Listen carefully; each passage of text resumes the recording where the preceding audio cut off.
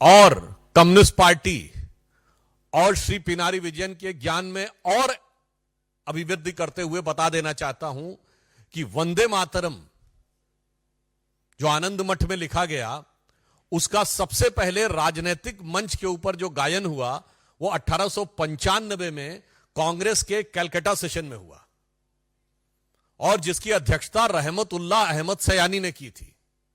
यही तो मैं कहना चाहता हूं, ये सब भारत की एकता के प्रतीक थे, मगर सियासत के मकड़ जाल में इन लोगों ने इन चीजों को इस रूप में प्रस्तुत कर दिया कि भारत की एकता के प्रतीक उद्घोषों को सांप्रदायिकता का प्रतीक बनाने का प्रयास किया।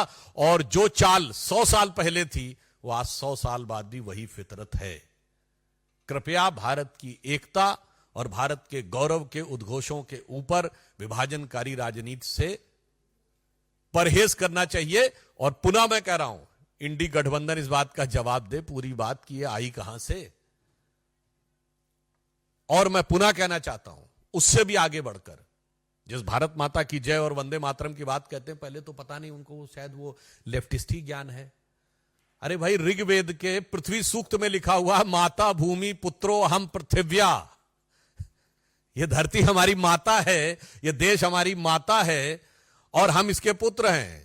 गीता भी माता है, गंगा भी माता है, गौ भी माता है, भारत भी माता है, धरती भी माता है, मगर कम्युनिस्टों को उसमें कुछ और नजर आता है। तो इसलिए अब यह सवाल स्वाभाविक रूप से बन जाता है कि इंडी गठबंधन के नेतृत्व के लोग इस बात का जवाब दें। अब आप आइए दूसरे राज्य पे। तमिलनाडु के मुख्यमंत्री एम.के. स्टालिन साहब ये कहते हैं कि तमिलनाडु के लोगों को उनके लिए वोट करना चाहिए और प्रधानमंत्री श्री नरेंद्र मोदी जी के प्रति उनके मन में, अब तो मैं ये भी कहूंगा, सिर्फ अवमानना नहीं है, असुरक्षा का भाव आ गया है। I want to make it very clear that now the statement of Sri M.K. Stalin, who is trying to portray that Sri Narendra Modi ji is not working to the interest of Tamil Nadu people, is derived not only from the motive of having disrespect towards Prime Minister, but rather than it signifies a sense of insecurity in him. Because at present, Prime Minister Shri Narendra Modi is the most popular leader even in Tamil Nadu. और मैं fact के रूप में बता देना चाहता हूं, भारत के इतिहास में पहली बार ऐसा हुआ है। मैं पूछना चाहता हूं, प्रधानमंत्री जी ने अभी काशी में एक माह पूर्व तमिल में जो बोला था उसे एआई के जरिए सीधे तमिल में ट्रांसलेट किया गया।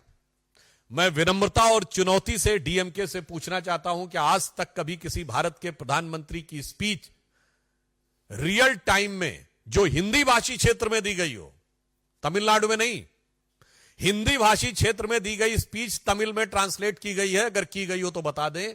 यह प्रधानमंत्री जी की राष्ट्रीय एकात्मता के प्रति भाव का प्रतीक है। क्या काशी तमिल संगम और सौराष्ट्र तमिल संगम कभी हुआ?